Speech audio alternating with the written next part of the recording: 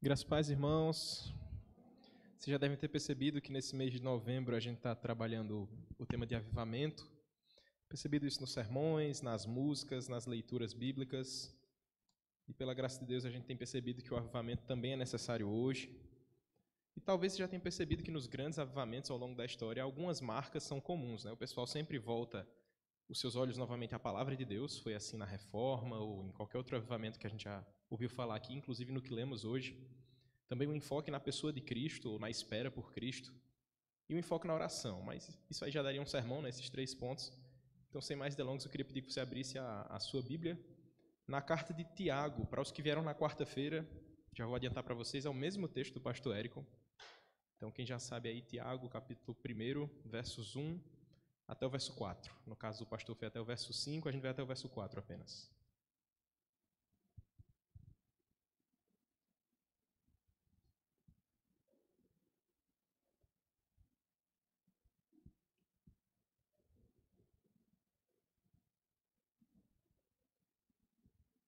Diz assim a palavra do nosso Deus.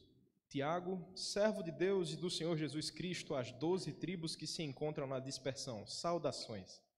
Meus irmãos, tende por motivo de toda alegria o passardes por várias provações, sabendo que a provação da vossa fé, uma vez confirmada, produz perseverança. Ora, a perseverança deve ter ação completa para que sejais perfeitos e íntegros, em nada deficientes. Vamos ter um tempo de oração? Senhor Deus, Deus Santo, Deus maravilhoso, somos o teu povo aqui reunido, clamando que o Senhor fale ao nosso coração, que o Senhor avive o nosso coração para que possamos ouvir a tua voz, para que possamos buscar mais o Senhor, para que possamos amar ao Senhor. Te pedimos que seja assim também nesse momento, que o Senhor fale para que nós possamos ouvir a tua voz mediante a tua palavra. É assim que nós te oramos em nome de Jesus. Amém. Se você é uma pessoa antenada nas redes sociais, você já deve ter percebido que os seus pastores favoritos eles não são as pessoas mais influentes do mundo social, do mundo das mídias. Se você pegar, por exemplo, o perfil do grande pastor, o famoso pastor Hernandes Dias Lopes, ele está chegando agora na marca de 1,5 milhões de seguidores no Instagram. Se você olhar, por exemplo, o nosso pastor Augusto Nicodemos, ele ainda nem chegou em 1 milhão de seguidores nas redes sociais. Se você olhar para o pastor Ronaldo Lidório, que a gente orou por ele hoje, ele ainda não chegou nem em 200 mil seguidores. Se você olhar para o outro lado, para alguns pastores que eu não vou dizer o nome porque não é muito edificante você ir lá procurar, eles já estão com 15 milhões de seguidores, 6 milhões de seguidores, 12 milhões de seguidores. E o que é que explica uma diferença tão gritante? Se o melhor do presbiterianismo não tem nem 2 milhões e o pior desses homens tem 15 milhões, que diferença é essa? O que é que explica essa diferença? Talvez uma boa equipe de mídia, talvez uma equipe de marketing muito grande, mas acredito também que o conteúdo da mensagem faz toda a diferença. Enquanto você tem de um lado pastores que são fiéis à Escritura, expõem fielmente o texto, não tem medo de falar a verdade de Deus às pessoas que precisam ouvir. Por outro lado, você tem pessoas que sentam num banquinho, apagam as luzes e querem trazer uma mensagem motivacional. Pessoas que querem dizer que a sua vida não precisa ter sofrimentos. Pessoas que dizem o seguinte: venha para o time dos vencedores, deixe essa vida de sofrimento de lado. Venha para o nosso time, para a nossa equipe, e aí você vai encontrar de fato uma razão para ser feliz. Essas são as pessoas que têm crescido. Essas são as pessoas que têm milhares e milhares de seguidores nas redes sociais. E não faz muito tempo em que um desses pastores disse o seguinte: cachorros geram cachorros, gatos geram gatos, e Deus gera deuses. Claro, um é bem maior do que o outro, não é? Mas me responda, quem é mais leão, o pai ou o filho? Você entendeu o que ele quis dizer com isso? Ele quis dizer que Deus gera deuses. Assim, se você é um filho de Deus, você é um deusinho. Foi isso que ele quis dizer. E esse é um dos homens que mais tem seguidores no sentido evangélico, no sentido religioso no Brasil. Pregando uma mensagem dessa que diz que nós somos pequenos deuses. Assim você não deve sofrer, porque se você está sofrendo é porque você não tem fé, porque você não tem vivido diante de Deus como deveria viver. Esses homens pregam uma vida sem sofrimento, uma vida de time dos vencedores, dizendo que se você está sofrendo, provavelmente você está no time dos perdedores. Então a gente olha para homens como esses, que falam coisas assim e pergunta: o que explica o caso Arielle? O que explica o caso Justina? O que explica o caso Cesarina? Essas pessoas não têm fé? Essas pessoas não têm buscado a Deus de fato? Eu sofro, vocês sofrem. Se vocês sofrem, vocês provavelmente não têm fé, então. Tem alguma coisa errada? Ou a gente está muito errado, ou eles estão muito errados. E bom, a palavra de Deus deixa claro quem está certo. A palavra de Deus diz de fato que os crentes sim sofrem, E a gente sabe disso. Você já tem certos anos na sua carreira, na sua vida, e você já tem percebido que tem passado por diversos sofrimentos. Quando criança, você tinha algum sofrimento específico que se tornou outra coisa quando você cresceu, e sofrimentos sempre nos acompanham. Mas sabe o que é pior? Mesmo que você saiba que há sofrimento na vida, o simples fato de saber que existe sofrimento não te prepara para quando o dia mau chegar. Simplesmente saber que um dia eu vou chorar, que um dia eu vou sofrer, não me prepara para quando o dia do sofrimento bate na porta. Quando o dia do sofrimento chega, aí a gente é testado. Aí, de fato, a gente precisa ter uma reação. A gente precisa saber que nos dias ruins temos que ter uma atitude correta. Mas o simples fato de saber que existem dias ruins não nos prepara para isso. Na verdade, saber que existem dias maus, saber que existem provas e sofrimentos, não respondem nem às perguntas da nossa alma. Por exemplo, por que nós sofremos? Por que nós temos, de fato, dias ruins? Qual o sentido da dor? Por que nós sentimos o medo? Nada disso é respondido por uma teologia vazia. Mas a palavra de Deus responde. Qual é o propósito do sofrimento? Aqui na carta de Tiago, você provavelmente vai encontrar a primeira obra escrita do Novo Testamento. É uma das obras mais especiais já escritas em toda a humanidade. É uma carta incrível e única que ela tem um aspecto muito prático. Você já deve ter percebido que outras cartas, por exemplo, as cartas de Paulo, normalmente tratam de algum problema. Está combatendo alguma herege, alguma heresia, algum problema que estava circundando a igreja. Não é muito bem assim na carta de Tiago. Tiago, de fato, fala ao coração dos seus ouvintes. Ele vai ao chão da igreja. Ele fala de aspectos práticos de uma teologia no cotidiano, de um cristianismo. Na prática, ele se parece muito com livros do Antigo Testamento, como Provérbios, por exemplo, porque se preocupa com as ações do povo de Deus em comparação com a sabedoria divina. E essa carta, essa epístola de Tiago, que você provavelmente já leu, você provavelmente já conhece, ela é muito curta, mas ela traz preciosos ensinos ao nosso coração, porque ela fala de sofrimento do começo ao fim, mas do começo ao fim, ela também traz um abraço de esperança, um abraço consolador que vem direto do nosso Deus. Mas mesmo sendo uma carta tão rica, uma carta tão boa, que fala tanto ao nosso coração, ao longo da história ela vem sendo muito negligenciada, vem sendo muito difamada. Inclusive o próprio Martinho Lutero, o reformador, ele disse que essa é uma carta fraca. Ele achava que essa era uma carta de palha. Isso no começo do seu ministério. Ele chegou a dizer que essa carta não era nem digna de estar no Novo Testamento. Claro, com o passar dos anos, com a maturidade chegando, ele disse, não, eu reconheço que de fato essa carta é útil, é inspirada por Deus, mas ele teve esse problema de reconhecer que essa é uma carta teológica, que é uma carta importante para o reino de Deus. Mas de fato ela é importante. Essa carta inspirada pelo Espírito é uma carta à igreja de modo geral. Não a uma igreja específica como Éfeso, Esmirna, como as outras cartas como Gálatas, mas a toda a igreja. E a gente leu isso no primeiro verso. Então, de maneira especial, esses 4 versos que nós lemos aqui hoje vão nos mostrar sobre o tema geral da carta, sobre esse sofrimento que deve ser vivido com alegria. Esse é o tema central que os primeiros versos têm mostrado. Tiago ele tem mostrado essa alegria que perpassa, que suporta, que supera o sofrimento. Mas antes de falar da própria alegria, ele fala sobre qual é o propósito do sofrimento. E essa vai ser a nossa reflexão na noite de hoje. Vamos pensar sobre isso. Qual é o propósito do sofrimento? Eu quero responder a seguinte pergunta: quais são esses propósitos? O primeiro propósito, nos versos 1 e verso 2, é nos ensinar sobre dependência do Senhor. Vamos ler novamente os versos 1 e 2. O texto diz assim: Tiago, servo de Deus e do Senhor Jesus Cristo, às 12 tribos que se encontram na dispersão. Saudações. Meus irmãos, tende por motivo de toda a alegria o passardes por várias provações. Se você é acostumado a ler a Bíblia, se você tem esse contato com a palavra do Senhor, você já viu que em outras cartas o contexto é meio diferente. O autor começa dizendo Paulo, apóstolo, Paulo, servo de Cristo, e depois ele faz em seguida ações de graças, dizendo louvo a Deus porque vocês permanecem firmes, ou no caso de Gálatas ele já faz uma reclamação dizendo vocês se afastaram muito rápido do Evangelho. Ele vai seguir esse padrão. Saudação, em seguida um trecho de ação de graças, uma oração, mas Tiago não começa assim. Ele começa, de fato, com essa apresentação e já vai direto para o tema da sua carta. Ele se apresenta como Tiago, servo de Deus e do Senhor Jesus Cristo. Tiago era um nome muito comum no Novo Testamento. Há pelo menos 4 Tiagos na Bíblia mencionados aqui nesse Novo Testamento. O primeiro deles é Tiago, irmão de João, o filho de Zebedeu. Você pode ler sobre ele em Marcos 1,19. O segundo é Tiago, filho de Alfeu, que também era um dos 12 discípulos, chamado de Tiago o Menor, e você pode ler sobre ele em Marcos 15:40. O terceiro é Tiago, o pai de Judas, e você pode ler sobre ele em Lucas 6:16. E um quarto Tiago era Tiago, filho de Maria, irmão de Jesus, que era chamado de presbítero ou pastor da igreja de Jerusalém. É sobre esse que nós vamos falar, sobre esse Tiago, esse quarto Tiago, que é apresentado em Mateus 3,55, em Atos 15:13, e provavelmente a carta foi escrita por ele, de fato, o que era irmão de Jesus. Mas sabe o que é curioso? Mesmo esse homem sendo irmão de Jesus, ele não nasceu crente. Ele não nasceu acreditando que aquele Jesus que estava ao seu lado durante toda a vida era o Salvador do mundo. Na verdade, mesmo sendo irmão de Cristo, ele não percebeu que aquele era o Salvador. João 7,5 diz: pois nem mesmo os seus irmãos criam nele. Tiago era um desses. Tiago não acreditava de fato que aquele poderia ser um homem sobrenatural, o homem Deus encarnado, o Deus que se fez carne e habitou entre nós.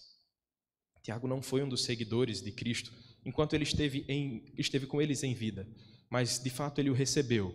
Ele o percebeu como Salvador quando o Senhor se revelou a ele. E esse Tiago, esse mesmo Tiago que antes havia rejeitado a Cristo, agora se torna um dos pilares da igreja de Jerusalém, junto com o apóstolo Pedro e com o próprio Paulo, sendo que nós já falamos sobre ele em outros momentos aqui na igreja. Nós, quando estudamos o texto de Atos 15:13, havia uma discussão sobre o batismo dos gentios. Será que podia aceitar gentios na igreja? Não sei se você lembra. Foram apresentados os argumentos de Tiago, foram apresentados os argumentos de Pedro, inclusive o argumento de Tiago é o argumento decisivo naquele texto. Ele encerra aquela discussão teológica dizendo assim: irmãos, atentai nas minhas palavras. É esse Tiago, que antes nem cria em Cristo e agora é um dos pilares. Um homem chamado, inclusive, por muitos, de Tiago, o Justo. Ele ficou conhecido em vida como o judeu mais piedoso que já pisou nessa terra. Olha que privilégio, aquela igreja que tinha esse homem tão reputado, tão querido e tão grandioso para a igreja. Mas sabe como ele se apresenta? Ele diz: Tiago, servo de Deus e servo de Jesus Cristo. Para nós, o termo servo não faz muito sentido mais hoje em dia. Mas para aquele tempo, para aquelas pessoas, a palavra servo tinha um sentido de escravo, de fato. Ele se coloca agora não mais como irmão de Jesus Cristo. Isso talvez trouxesse um título de grandeza, talvez fosse glorioso dizer isso: eu sou irmão de Cristo. Mas ele diz: eu sou escravo de Cristo. Eu sou escravo desse Deus. É assim que ele se apresenta e isso faz todo sentido para o que ele vai falar adiante. Ele vai começar a falar sobre sofrimentos, sobre provações e diz: eu sou escravo de Cristo. Eu sei do que vocês estão passando. Isso que ele já está deixando claro nas entrelinhas, usando esses termos. Isso, sem dúvida, já nos ensina alguma coisa. A gente não deve se apresentar como André, o maior seminarista da Igreja Presbiteriana do Catolé, porque é o único. Não faz o menor sentido. Nós somos servos de Cristo, servos e escravos desse Deus que nos chamou para o servir. E aí ele vai apresentar essa carta dizendo que ela foi escrita para as 12 tribos que se encontram na dispersão. Ele está falando das 12 tribos lá do Antigo Testamento, as tribos de Israel, que estão agora espalhadas. E por que estão espalhadas? Talvez de uma maneira muito rápida a gente diga: foi alguma perseguição. E provavelmente teve perseguição também, mas a gente não pode bater o martelo e dizer que o povo que Tiago escreveu foi espalhado por uma perseguição. Tudo indica que sim, havia o espalhamento que houve desde o martírio de Estevão, mas havia um contexto muito maior sobre isso aqui, sobre as perseguições desde o exílio da Babilônia, enfim, a igreja estava espalhada. E Tiago está escrevendo para todos aqueles que compõem as 12 tribos. Em outras palavras, ele está dizendo assim: igreja, toda a igreja, todas as pessoas de todas as tribos, toda a igreja é o alvo dessa carta. Então ele se dirige a esse povo, ao povo de Deus, que está cumprindo esse mandato do Senhor de estar espalhado em toda a terra. E a saudação dele é bem simples, bem rápida, direta. Ele faz saudações. Essa é uma saudação muito genérica, muito rápida, mas isso faz todo sentido com o que ele vai apresentar.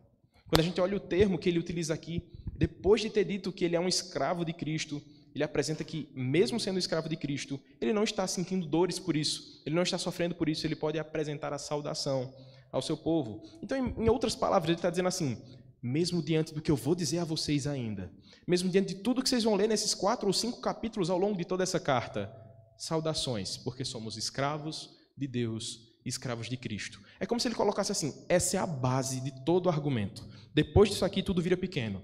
Você olhou que você é um escravo, um servo de Cristo, pronto, agora se prepare para tudo o que ele vai falar, mas tenha alegria. Essa é a saudação que ele faz àqueles irmãos, àquela igreja espalhada. E eu quero te fazer uma pergunta: você conhece pessoas que são aparentemente carrancudas?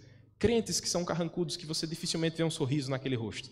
Pessoas que não têm muitas fotos sorrindo, é sempre aquele rosto meio brabo, assim, que parece que está sempre de mal com a vida. Bom, essas pessoas precisam ler novamente o livro de Tiago. Pessoas que sempre enxergam os espinhos e nunca enxergam as rosas. Pessoas que sempre enxergam o cinza e nunca enxergam as cores, que nunca enxergam os aromas nem os sabores. Essas pessoas precisam ler essa carta. Essa carta que tanto vai falar sobre alegria, que tanto vai falar sobre sabedoria, que tanto vai mostrar que a vida não é tão ruim assim. Que a vida não é tão cinzenta assim, mesmo que seja repleta de sofrimentos. Essa é uma carta que vai nos dizer: precisamos aprender a depender do Senhor. Você lembra do que eu disse sobre Tiago? Tiago era um homem que cresceu com Cristo. Talvez ele tenha brincado, comido na mesma mesa, usado o mesmo banheiro, enfim. Ele teve a vida comum com o próprio Jesus Cristo. Mas não foi por andar com Jesus Cristo que ele foi convertido. Não adiantou ele estar do lado, talvez dividindo o mesmo quarto com Cristo, que ele foi convertido. Isso já nos ensina algo. Não é pelo muito falar, não é pela nossa insistência ou pela nossa força de argumentos, mas é sempre no tempo de Deus que nós veremos aqueles queridos, talvez dentro da sua própria família, chegando ao nosso Salvador. Isso nos ensina que devemos, de fato, depender de Deus, porque é Ele quem faz a sua obra. É Ele quem chama vários Tiagos no seu tempo. Tiago, que estava do lado do Salvador e não enxergava a verdade, no tempo oportuno, no tempo escolhido por Deus, pôde perceber que aquele era Cristo. E agora ele se apresenta como esse escravo. E ele sente alegria por ser escravo de Cristo. Se você verdadeiramente é um cristão, lembre do que Tiago já está dizendo. Nós somos servos. Nós somos escravos desse Deus. Se você não é um cristão, se você ainda não encontra essa escravidão feliz de servir ao Senhor com graça, com amor, com alegria e com misericórdia, você provavelmente está sendo escravo de outra coisa, escravo de outra pessoa, escravo de um falso Deus, que não vai te dar o mesmo consolo que Cristo, que não vai te dar o mesmo ânimo e a mesma alegria que você só pode encontrar em Cristo. Ele é o nosso Deus, o nosso Senhor amoroso. Mas eu te peço agora que você olhe para o verso 2. Nesse segundo verso da carta, Tiago agora começa de fato o conteúdo, não mais uma apresentação. Ele está falando sobre algo muito assustador. Algo que naturalmente faz você olhar para essa carta e dizer: esse homem está louco. O que é que ele está dizendo aqui? Ele está dizendo o seguinte: o que você esperaria naturalmente seria: meus irmãos, eu fico muito triste de saber que vocês estão sofrendo, e eu oro a Deus que Ele acabe logo com o sofrimento de vocês, e fiquem sabendo que no que eu puder eu vou ajudar vocês a saírem do sofrimento. É isso que a gente espera, de você saber que alguém está sofrendo. Naturalmente, a mensagem que a gente manda no WhatsApp é essa: eu vou orar para que Deus acabe com o seu sofrimento, que isso passe logo. Mas Tiago, ele não faz isso. Ele não fala isso, ele diz: meus irmãos, tende por motivo de toda a alegria o passar por várias provações. Isso, aos olhos do mundo, é insano. Isso não é nem um pouco natural. Você ficar feliz por estar sendo provado, você ficar feliz por estar sofrendo. Eu estava vendo que tem umas pessoas que fizeram o Enem aqui. Então vamos fazer o seguinte: vamos aumentar para o dia 3 e o dia 4 da prova do Enem. Provavelmente essas pessoas não vão ficar nem um pouco felizes. Provas não trazem alegria ao nosso coração. Ser provado, na verdade, nos traz ansiedade, nos traz medo de reprovação, nos traz uma série de sentimentos que naturalmente não são muito bons. A gente não gosta de ser provado. A gente não gosta de ser testado em alguma coisa. A gente tem que passar por essas provas, mesmo que a gente não goste. E Tiago vai falar sobre isso. Ele vai dizer: tenham toda a alegria nessas provas. O que ele está dizendo é que o comportamento, a atitude do nosso coração deve ser com toda a alegria. E o que isso não significa? Não significa que no meio das suas provas, que no meio das suas lutas, você deve sentir somente a alegria. Ele não está falando isso. Isso seria muito estranho, isso seria muito frio. Se Tiago dissesse assim: olhe para o sofrimento do seu irmão e dê um sorriso. Quando ele perder um parente querido, dê um sorriso. Isso seria um pouco estranho da gente fazer, isso seria um pouco talvez até desumano. Mas o que Tiago está dizendo é que no meio do sofrimento, no meio do turbilhão de sentimentos que você vai sentir tristeza, você vai sentir raiva talvez, mas no meio desse monte de sentimentos, que a alegria seja o maior deles. Que a alegria seja aquele que é mais firme, aquele que impera o tempo inteiro. Que quando a tristeza passar, você olhe e sinta a alegria de tudo que o Senhor tem feito, tem conduzido a situação, com toda a alegria. É isso que Tiago vai dizer. Que a alegria seja a atitude mais forte do seu coração. E será que Tiago inventou isso da cabeça dele, que isso é uma ideia nova agora que ele está lançando? Certamente não. Se você olhar para outras cartas, como Filipenses, o próprio Paulo vai dizer em Filipenses 4,4: alegrai-vos sempre no Senhor, outra vez vos digo, alegrai-vos. Se você olhar para 1 Tessalonicenses 5,16, ele vai dizer: regozijai-vos sempre. Se você olhar então para o próprio Cristo, já que Paulo nem Tiago são suficientes, você olha para Cristo, ele diz assim lá em João 15:11: tenho-vos dito essas coisas para que a minha alegria esteja em vós e a vossa alegria seja completa. A palavra de Deus fala isso o tempo todo. Somos o povo que vive com alegria e nós cantamos isso aqui de diversas maneiras hoje. É uma marca do povo de Deus, viver em alegria. Mas Tiago diz: tem essa alegria durante várias provações. que em vários testes, em várias provas, você possa permanecer com essa alegria.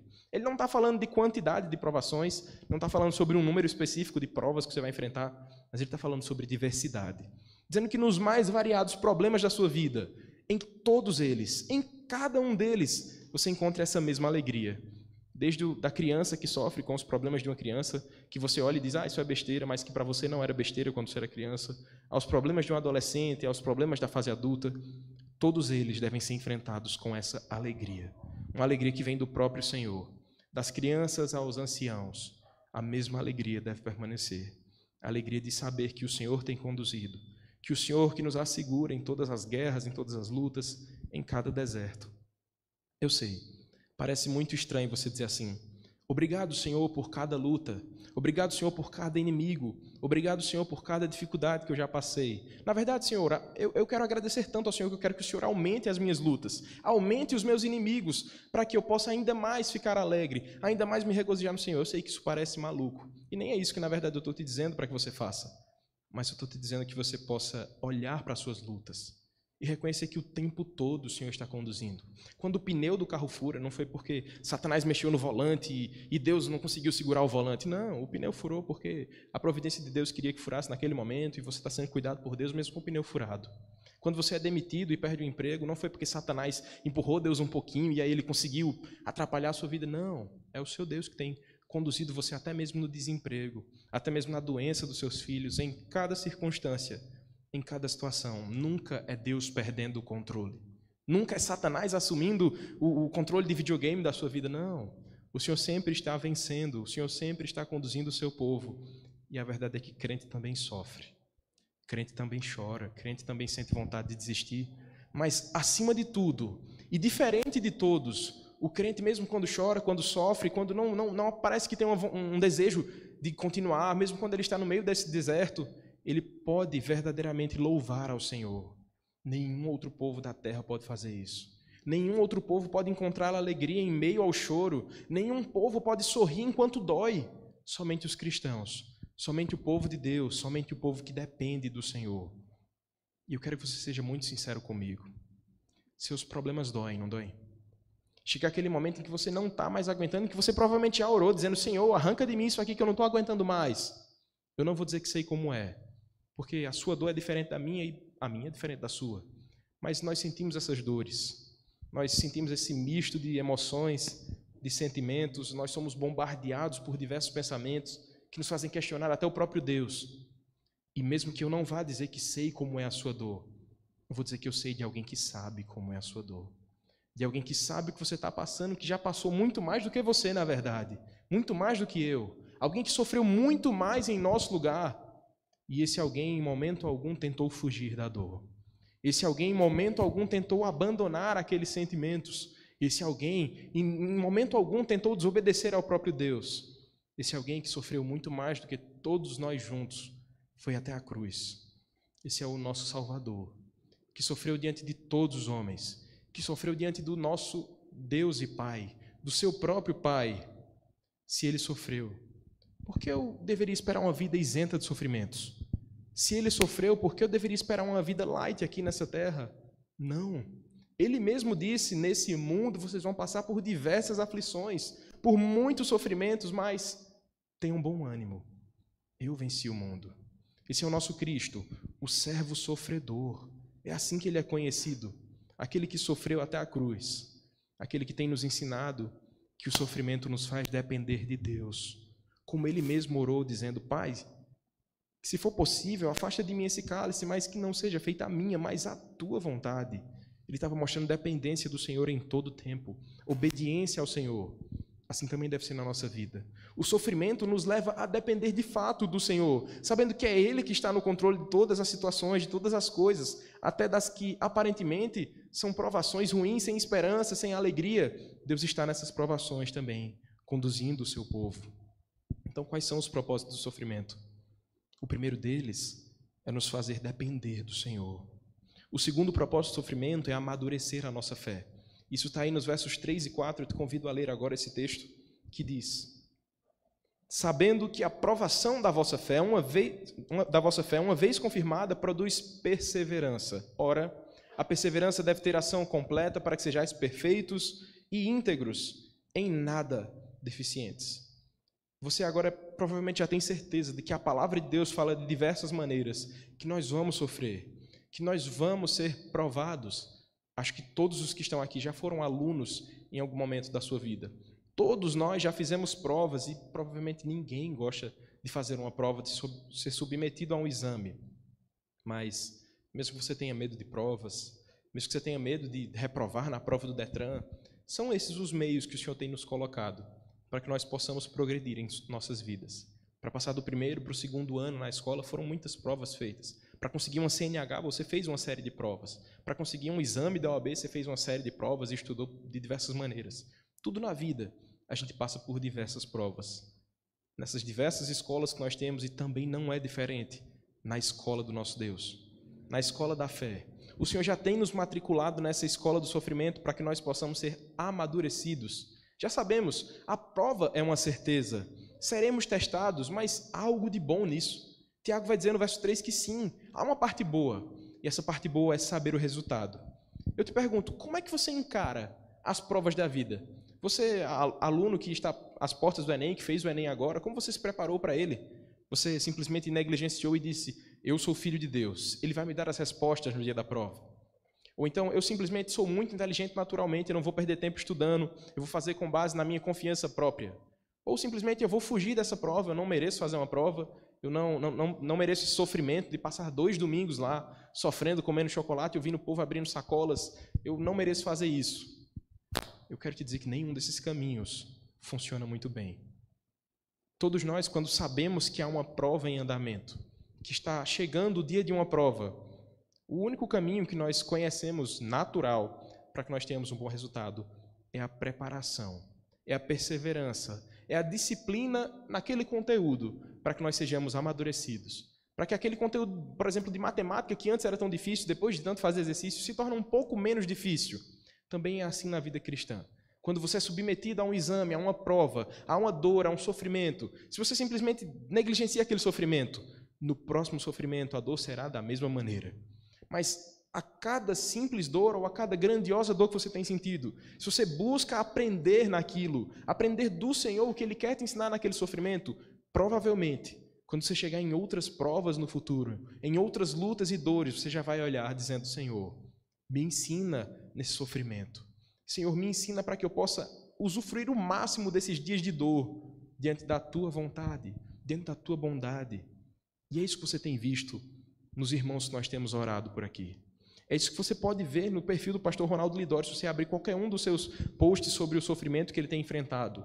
Em cada um deles, ele fala sobre como ele tem aprendido a depender do Senhor, a ter uma fé mais madura, a pedir ao Senhor que lhe dê forças, lhe dê lições naquele sofrimento. Da mesma maneira, a nossa irmã Arielle, que também tem sofrido, ela tem buscado aprender do Senhor no meio da dor. Eles não querem orar a Deus dizendo, Senhor, me livra dessa dor, porque eu não mereço sofrer. Não, eles sabem que serão submetidos à dor. Eles sabem que são peregrinos. E como peregrinos, eles não podem esperar que o céu seja aqui na terra. Eles não podem esperar uma vida sem sofrimentos aqui na terra. Eles não podem esperar uma vida melhor do que a do próprio Cristo aqui na terra, não. Eles sabem que como seguidores de Cristo vão sofrer. Como imitadores de Cristo, estão expostos a diversos sofrimentos. Assim também devemos entender. A aprovação é um termômetro para a nossa fé. É um medidor de quanta fé nós temos no Senhor. Em cada sofrimento que nós passamos, somos expostos a esse termômetro, a esse medidor, para que possamos depender do Senhor, para que possamos perseverar na fé no nosso Deus. E olha que interessante o verso 3.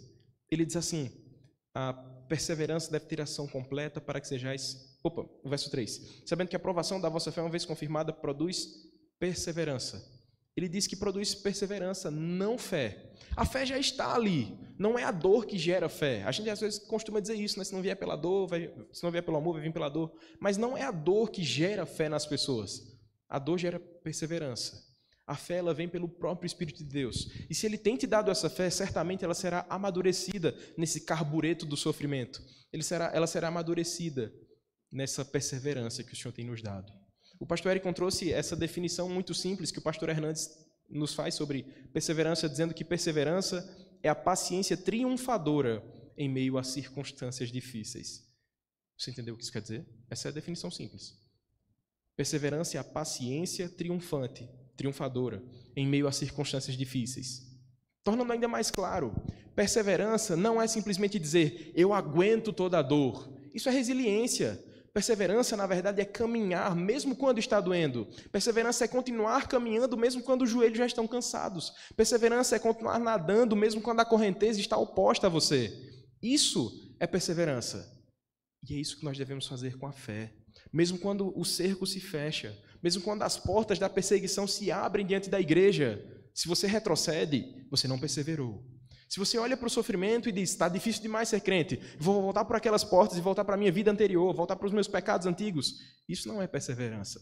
Perseverança é olhar para o sofrimento e dizer, vale a pena continuar mesmo que esteja doendo. Vale a pena seguir esse caminho mesmo que meu joelho já esteja sangrando de tanto andar. Mesmo que eu ainda não veja a esperança que está posta diante dos meus olhos, eu vou continuar caminhando com essa fé, com essa perseverança. Hebreus 12:11 diz, toda disciplina, com efeito, no momento não parece ser motivo de alegria, mas de tristeza. Ao depois, entretanto, produz fruto pacífico aos que têm sido por ela exercitados, um fruto de justiça. Hebreus está dizendo essa verdade que nós experimentamos muito bem. As provas nos fazem muitas vezes sentir tristeza, medo, mas depois da prova, aquela sensação de fui aprovado, o Senhor já me deixou passar por isso. Olhar para trás e dizer, acabou o sofrimento, acabou o seminário, agora você tem alegria no seu coração. Agora você pode novamente dizer, estou caminhando com maturidade diante do Senhor. O que Tiago está dizendo aqui é, continuem, mesmo sofrendo, porque isso nos amadurece. Porque isso amadurece a nossa fé. E é isso que ele continua dizendo no verso 4, dizendo que a perseverança deve ter ação completa. O que ele está querendo dizer com isso é, não tente pular nenhuma etapa, não tente pular o sofrimento, não tente pular as orações, não tente pular o clamor que você tem que fazer ao Senhor, não tente pular a confissão de pecados que você tem que ter diante do Senhor, não tente pular os louvores que você deve apresentar ao Senhor. Todo o processo do sofrimento que nos leva aos pés do Senhor é necessário. Não tente pular etapas, não tente encontrar atalhos para não sofrer. Esse é o caminho que o Senhor tem nos dado. Esse foi também o caminho do seu Salvador. Esse foi o caminho de Cristo, o caminho do sofrimento. E esse é um dos pilares de um avivamento. A gente estava comentando com o pastor Flauber ontem, dizendo que você nunca encontra uma história de avivamento que aconteceu na igreja, em que estava tudo calmo. Todo mundo estava em casa e disse, vamos se reunir e fazer um avivamento aqui. Ninguém faz isso. O avivamento normalmente vem por uma crise, um sofrimento, uma petição do povo, um país que começou a perseguir a igreja e ali o povo se reúne e ora. No meio daquela angústia, no meio daquele sofrimento, a igreja se levanta como braço de Deus, como boca de Deus em uma nação. Que o sofrimento nos faça também ser assim. E eu não estou nem falando de um sofrimento de modo nacional, mas que cada sofrimento que você tem passado, que o sofrimento que nós enfrentamos individualmente, nos faça experimentar esse avivamento. Que esse sofrimento que você tem enfrentado talvez há muitos anos dentro da sua casa, talvez no seu relacionamento ou com seus filhos que ainda não entenderam o Evangelho, que esse sofrimento te faça depender do Senhor, te faça ser uma pessoa avivada, que ama o Senhor, que tem buscado o Senhor em todos os dias, em todos os instantes. Que o sofrimento não seja uma desculpa para dizer a igreja tem muitos pecadores, eu não vou ficar lá. Mas que o sofrimento te faça olhar e dizer, eu preciso desse Cristo que traz esperança para um sofredor como eu. Esse é o propósito do sofrimento, nos tornar, como Tiago vai dizer aí no verso 4, perfeitos e íntegros. Então, eu queria perguntar aos irmãos, aqueles que já têm passado por diversos sofrimentos, aqueles que já chegaram nesse patamar, que são perfeitos e íntegros, que levantem uma de suas mãos. Ninguém? Nem o pastor? Ninguém? Porque não é exatamente a interpretação que a gente tem de perfeitos e íntegros. A gente olha para esse texto com perfeitos e íntegros e pensa, então Tiago está dizendo que quando eu for provado, que quando eu passar pela dor, eu não vou mais pecar, eu vou viver uma vida perfeita e íntegra, sem pecado nenhum. Não é isso que ele está dizendo. Quando ele usa perfeitos e íntegros, lá no grego, o sentido das palavras significa maturidade na fé. E maturidade na fé vai dizer o seguinte, que você não olha para o sofrimento mais como uma criança que fica esperneando, que fica fazendo birra, dizendo, Deus, eu não mereço, Deus, afasta de mim esse espinho, como o próprio Paulo disse. Paulo percebeu que não adiantava orar, que aquele espinho na carne tinha sido um instrumento de Deus para que ele não se gloriasse, para que ele não vivesse em vanglória. assim também são os nossos sofrimentos. Se o Senhor tem te feito sofrer de alguma maneira, você pode orar dizendo: Deus, me ensina o que o Senhor quer me ensinar nesse sofrimento. Me faz entender que nesse sofrimento o Senhor também está comigo, para que eu não fique como uma pessoa insensata, que no próximo sofrimento vou cair em desespero novamente, perder a esperança novamente. É isso que ele vai chamar de perfeitos e íntegros. Aqueles que já de fato têm uma maturidade.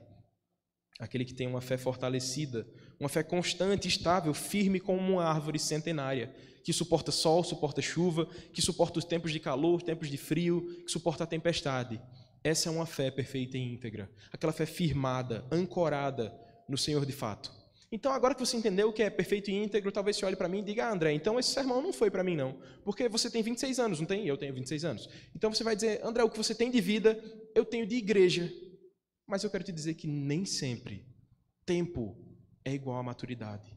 Nem sempre idade é sinônimo de maturidade. Pode ser que você conheça um rapaz da UPA que ele tem muito mais maturidade na fé do que pessoas de 50 anos. Pode ser que você conheça um garoto de 21 anos que tem uma caminhada tão grande com o Senhor, aos pés do Senhor, que demonstra uma maturidade muito grande, que sabe aconselhar muito bem, que sabe usar as Escrituras muito bem.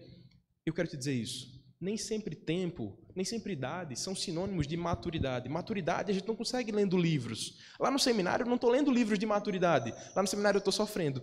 Para que no sofrimento eu possa aprender a depender do Senhor. Para que no sofrimento eu possa aprender a depender dos meus irmãos que tanto têm apoiado e sustentado. É assim que você aprende maturidade. Você não aprende maturidade lendo um livro sobre como ser maduro. 10 passos para ser maduro mais rápido. Não funciona. Não é assim. Como foi que você aprendeu a ser pai? Você lê um livro cuidando dos meus filhos. Você lê um livro dizendo: assim eu vou abrir as fraldas e trocar as fraldas e colocar no descarte ali. Não é assim. Você pode até ler. Você pode até estudar o máximo que você quiser. Mas quando o filho chegar e começar a chorar, você vai esquecer dos livros. Você vai dizer: o que eu faço para esse menino parar de tanto barulho? É na paternidade que você aprende a ser pai. É cuidando dos seus filhos, ou talvez do filho dos outros, que você vai aprender a ser pai, que você vai aprender sobre paternidade. É no sofrimento que o Senhor nos ensina sobre maturidade. E eu não digo necessariamente no seu sofrimento. Talvez você, filho, tenha visto os seus pais sofrendo, e você pode amadurecer no sofrimento deles, para não cometer os mesmos erros, para não cometer os mesmos pecados. A gente pode aprender no sofrimento dos outros também, para que nós soframos um pouco menos. Na escola da fé há muitas provas, e todos os alunos matriculados vão passar por essas provas. Todos os crentes do mais novo ao mais velho, dos meninos que subiram agora para o departamento infantil, eles também já têm os seus sofrimentos. Eles já têm aprendido de diversas maneiras que não são fortes o bastante para se virarem sozinhos, mas que eles precisam do Senhor. E é quando eles aprendem isso, é quando eles se tornam de fato perfeitos e íntegros, que o texto continua e diz que eles ficam em nada deficientes. Em nada deficientes.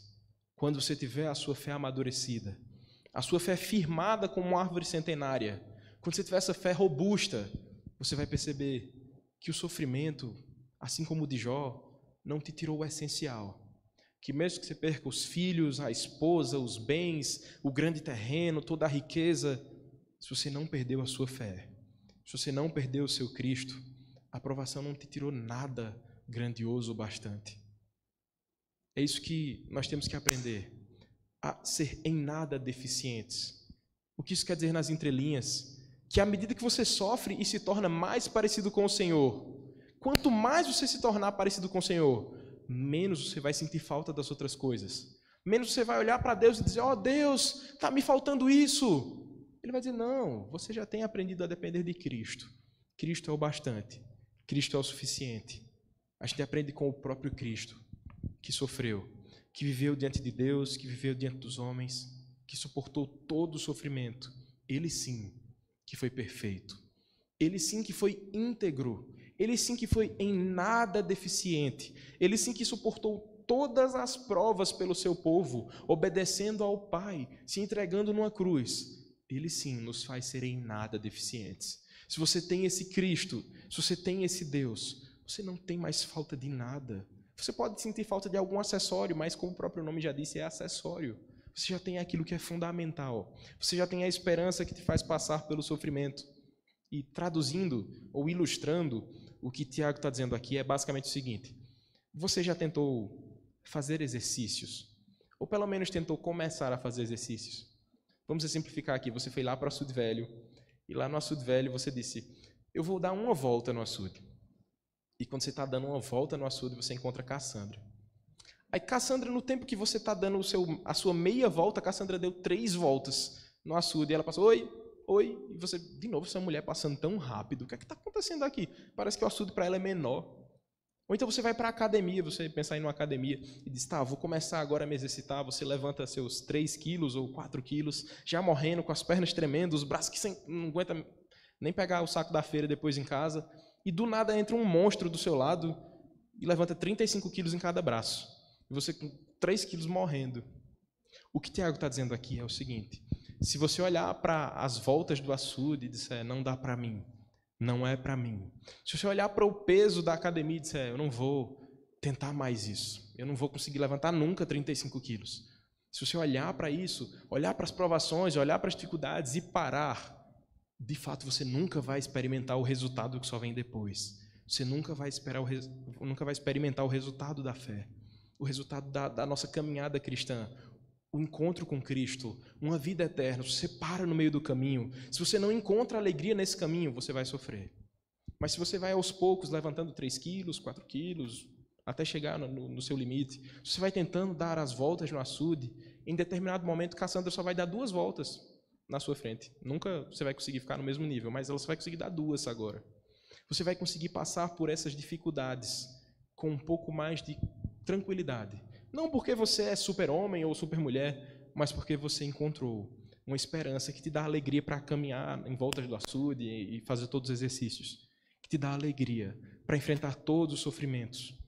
Esse é o nosso Deus, que tem tirado esse medo, tirado esse desânimo das provas. Esse é o nosso Deus que não nos deixa desistir, mas que na verdade nos faz descansar. Sabe por quê? Porque Ele olhou para os pesos. Ele olhou para o tamanho do açude, e mesmo que fosse cansativo ou muito pesado, ele disse, eu vou pelo meu povo, eu vou pelo meu Pai que mandou que eu fosse, eu vou obedecer e vou dar tantas voltas quanto forem necessárias. E eu não estou falando do açude, eu estou falando da cruz. Ele foi de fato até as últimas consequências pelo seu povo. Mesmo que ele tenha suado sangue de sentir a dor do abandono, ele não abandonou o seu povo.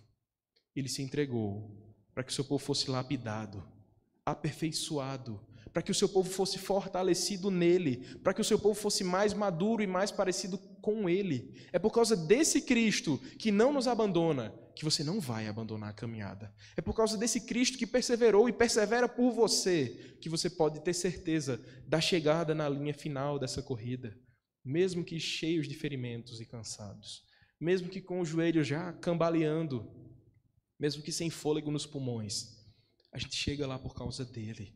A gente acaba essa grande maratona da vida porque ele nos mantém de pé, porque ele persevera por nós. Esse é o nosso Deus que nos torna perfeitos e íntegros, em nada deficientes. E diante disso eu quero te dar 3 desafios. Não podia ser tão fácil assim, não podia ser simplesmente motivacional. Eu tenho que te dar 3 desafios.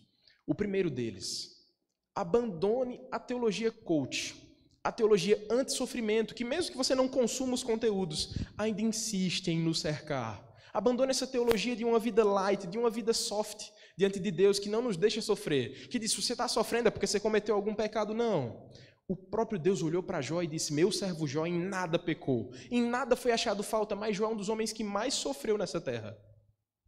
O próprio Cristo sofreu até as últimas consequências. E por que nós não sofreríamos? Crentes também sofrem. Crentes também adoecem, crentes perdem familiares em acidentes. A chuva que alaga as cidades também alaga a casa dos crentes, e você tem que ter certeza disso, para que você não pense que você está sendo punido por uma ira divina e cósmica, não. Deus talvez esteja provando a sua fé, Ele esteja te levando a depender dEle, e eu sei que nada disso é fácil, nada disso é confortável, tudo isso dói, tudo isso machuca, tudo isso faz a gente chorar. Mas e aí, o que é que você vai fazer? Diante do sofrimento, você vai sair da igreja presbiteriana, vai buscar uma daquelas seitas que pregam uma vida totalmente isenta de sofrimento e alegria? Se você for lá, eu te dou 15 dias para voltar. Você vai lá experimentar aquela teologia que diz, crente não sofre, e você vai voltar aqui dizendo, pastor, lá eu sofri também, não adiantou. Pastor, eu procurei outras igrejas e lá dizia que se eu doasse meu carro para o pastor, os meus sofrimentos iam acabar. Eu estou com sofrimentos sem carro agora. Você vai encontrar essas igrejas que pregam esse evangelho light e vai perceber que esse evangelho light não sustenta. Não sustenta. Ele não dá forças, ele não tem vitaminas o suficiente para sustentar o crente no sofrimento. Se o próprio Cristo não sofreu do sofrimento, quem somos nós? Quem somos nós para fugir desse sofrimento? Quem somos nós para dizer que precisamos de uma vida sem sofrimentos aqui? Fuja dessa teologia vazia. Firme-se na teologia do Evangelho, na teologia que diz que sim, você vai sofrer, mas a vitória já é garantida por Cristo. O segundo desafio, principalmente aos pais, ou aqueles que desejam ser pais, não prive os seus filhos do sofrimento. Eu sei que você ama muito os seus filhos. Eu sei que você olha para o seu filho adoecido e diz, Senhor, que fosse em mim, que aquele braço que ele quebrou, que fosse o meu braço. Eu sei que você fala isso porque você ama os seus filhos. Eu sei que você estaria no lugar dele quando ele passa por uma provação muito difícil. Eu sei que você pensa isso por muito amar os seus filhos, mas é por muito amar os seus filhos que você tem que ensinar que eles precisam depender do Senhor. Que eles precisam passar por cada provação que o Senhor os tem colocado, que aquele braço quebrado, aquele sofrimento, aquela prova que ele não conseguiu tirar uma nota boa, tudo isso deve ser usado por você, pai, para ensinar ao seu filho a depender do Senhor, para que ele possa olhar para o sofrimento e não desprezar o sofrimento, para que ele olhe para o sofrimento como uma escola, como um professor que tem ensinado, assim como já ensinou você de diversas maneiras. Não prive os seus filhos do sofrimento, por amor a eles, pregue o Evangelho. Anuncie de fato essa esperança em meio à dor, esperança em meio ao sofrimento, mesmo que você já esteja doendo, de tanto ver os seus filhos sofrendo, de tanto ver os seus filhos chorando, sem conseguir entender as coisas, seja você aquele que ora por eles. Peça sabedoria para você e por eles também. Entregue seus filhos ao Senhor. Consagre seus filhos ao Senhor, ensinando-os o Evangelho, para que de fato eles dependam desse Deus. E lembre que Ele sempre ouve a sua oração. Por fim, o terceiro desafio que eu te faço. Busque maturidade. Eu queria muito mesmo poder dizer que quando acabar esse sermão aqui, que a gente cantar o último louvor, receber a bênção apostólica, você vai passar por aquelas portas e nunca mais vai pecar. Que você nunca mais vai errar, mas você vai. Eu vou. E eu nem dou muito tempo para a gente fazer isso. A gente sempre vai tropeçar diante do Senhor. A gente sempre vai cometer antigas falhas, antigos erros. Mas eu não estou fazendo uma pregação dizendo que você deve ser perfeito aqui na terra. Sabe por quê? Porque alguém já foi perfeito por você. Alguém já foi perfeito e cumpriu perfeitamente a lei diante de Deus, diante dos homens. Então você não deve mais viver de maneira perfeita. Embora você deva buscar essa maturidade, deva buscar essa santificação, essa perfeição, Ele cumpriu por você. Não é pela sua perfeita obediência que você é aceito por Deus, mas é pela perfeita obediência de Cristo que você é aceito diante de Deus. Por isso, busque a maturidade, para que você continue na caminhada olhando para a cruz, olhando para Cristo e possa sorrir em meio ao sofrimento, que você possa encontrar essa alegria quando as lágrimas caem também. E eu concluo dizendo que a solução para as nossas lágrimas, para o nosso sofrimento, jamais será uma teologia leve, uma teologia barata e coach que diz que nós não devemos sofrer, com mensagem de autoajuda, mensagens motivacionais que arrastam multidões nas redes sociais. Não. A solução é a mesma que Tiago estava anunciando. Olhar para esse Deus, se colocar como um servo de Cristo, como um escravo de Deus, um escravo de Cristo, sabendo que esse Deus sabe o que é melhor para nós, sabendo que esse Deus é o Senhor, o nosso pastor, que nada nos faltará enquanto dependermos dele, que Cristo supriu tudo, que Cristo saciou todas as nossas necessidades. A verdadeira alegria só vem quando percebemos que Deus é quem está por trás da aprovação. Deus é quem está no controle de cada situação. Em cada dor que você sente, Deus está trabalhando para o nosso bem. Vamos orar? Santo Deus, amado Pai, nós te damos graças porque o Senhor não despreza o nosso sofrimento. O Senhor não despreza as nossas lágrimas. O Senhor colhe o nosso choro, o nosso pranto. Quando nós pensamos que somente o travesseiro tem colhido as nossas lágrimas, o Senhor tem visto cada uma delas. Pai, te pedimos que o Senhor abençoe o seu povo, para que em meio ao sofrimento, em meio às lutas, em meio às dificuldades, nós possamos encontrar a alegria, nós possamos viver com esperança, com perseverança, com fé, para que sejamos perfeitos e íntegros, para que não tenhamos deficiência em nada, para que possamos encontrar Cristo em cada situação das nossas vidas.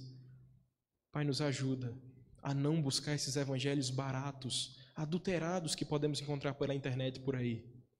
Nos ajuda a viver firmados no precioso evangelho. Pai, ajuda-nos a ensinar nossos filhos, nossos sobrinhos, nossos primos, nossos familiares, que o sofrimento também vem do Senhor, que o sofrimento também é instrumento Teu para o nosso crescimento. Te pedimos que o Senhor nos amadureça na fé, que nós possamos ter uma fé enraizada, firmada, como uma árvore frondosa que frutifica diante do Senhor, para que possamos colher os frutos dessa fé madura, para que no final de todas as provações, que no último suspiro de nossas vidas, possamos colher o resultado diante do Senhor, possamos chegar às mansões celestiais diante do Senhor, encontrar com o nosso Senhor e Salvador Jesus Cristo. Te pedimos isso porque o Senhor é bondoso, porque o Senhor é misericordioso e todas as coisas cooperam para o bem daqueles que amam ao Senhor. Te pedimos isso em nome de Jesus. Amém.